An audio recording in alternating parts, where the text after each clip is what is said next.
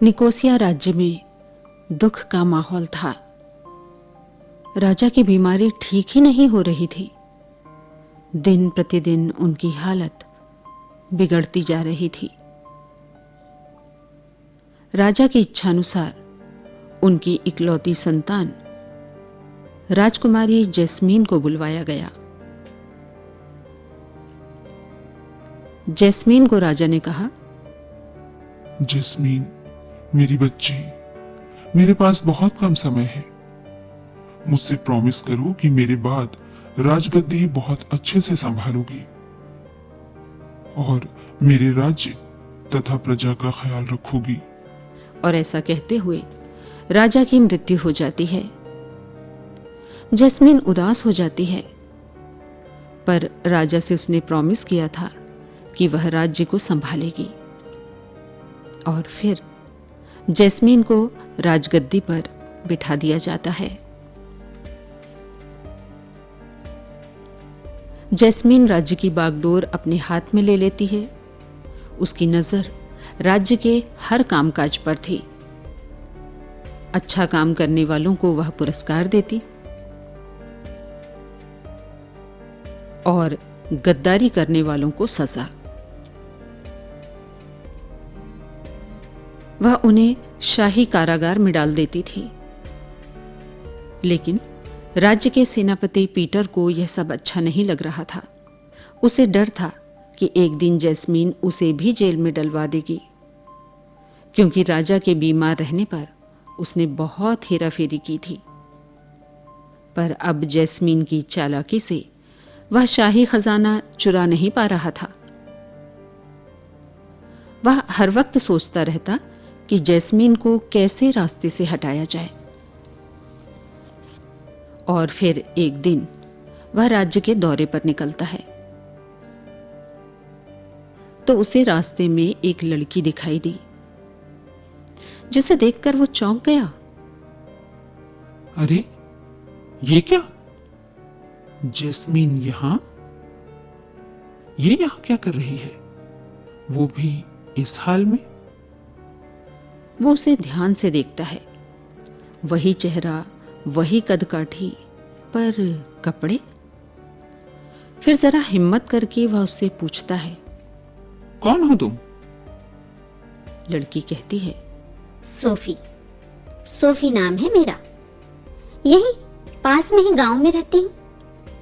तब पीटर कहता है, अच्छा, जरा बात सुनो, अमीर बनना चाहोगी?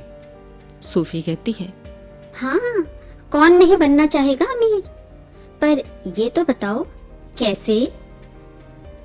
पीटर कहता है, तुम्हें राजमहल में राजकुमारी जैस्मीन बनकर रहना होगा और इसके बदले रोज तुम्हें कुछ पैसे मिलेंगे। सोफी लालच में आ जाती है। वह सोचती है, कि अरे वाह, एक तो राजकुमारी बनकर रहना है और ऊपर से पैसे भी मिलेंगे। वैसे डील बुरी नहीं है। और फिर वह पीटर का ऑफर मान लेती है। पीटर सोफी को खुफिया रास्ते से महल के अंदर ले आता है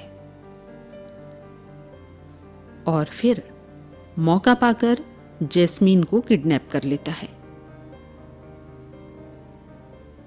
फिर वह जैस्मीन को सुनसान जंगल में एक घर में छिपा देता है।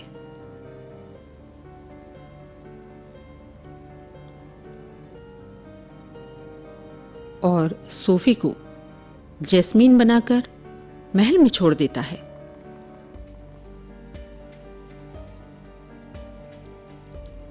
अब पीटर खुश था कि वह जितना चाहे शाही खजाना लूट सकता है। उसे जैस्मीन से कोई डर नहीं था। पर इधर नकली जैस्मीन यानी सोफी, उसका लालच बढ़ने लगता है। वह सोचती है कि पीटर मुझे बहुत कम पैसे दे रहा है और खुद शाही खजाना लूट रहा है, तो क्यों ना मैं पीटर को ही रास्ते से हटा दूं? फिर तो सारा खजाना मेरा। और फिर वह पीटर को जेल में डलवा देती है। इधर जैस्मीन का बुरा हाल था। वह सुनसान जंगल में उस घर में अकेले कैद थी। हर वक्त रोती रहती और सोचती कि इस कैद से उसे कौन बाहर निकालेगा। फिर एक दिन उस जंगल में एक परी सैर पर आती है। वह इधर उधर घूम रही थी कि उसे वही घर दिखाई देता है जहां जैस्मीन कैद थी। वह घर के पास जाती है और उसे अंदर से किसी के रोने की आवाज आती है। तो वह अपने जादू से घर के अंदर चली जाती है।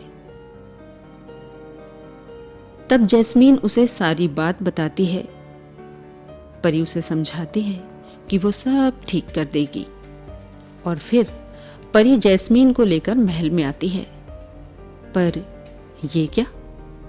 यहां तो उसकी गद्दी पर नकली जैस्मीन है, यानी सोफी है। अब महल में सब ये सोच रहे थे कि कौन असली है और कौन नकली। फिर असली जैस्मीन सबको महल के पीछे ले जाती है।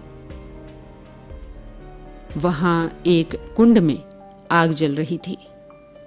वो कहती है कि इस कुंड की आग शाही परिवार को कभी नहीं जलाती, तो अब हमें अग्नि परीक्षा देनी होगी।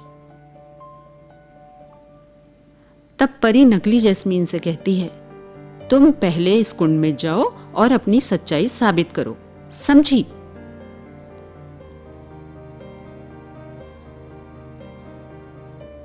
नकली जैस्मीन यानी सोफी डर जाती है और सबको सच सच बता देती है।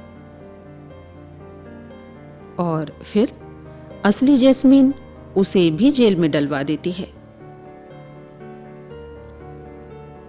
और फिर से वह राजगद्दी पर बैठ जाती है और उस परी का शुक्रिया अदा करती है। तो सही है ना दोस्तों, सच को झूठ के पर्दे में बहुत समय तक छिपाया नहीं जा सकता। कैसी लगी आपको हमारी ये कहानी? प्लीज़ इसे लाइक कीजिए, शेयर कीजिए और चैनल पर नए हैं तो इसे सब्सक्राइब कीजिए। फिर मिलेंगे एक और नई कहानी के साथ।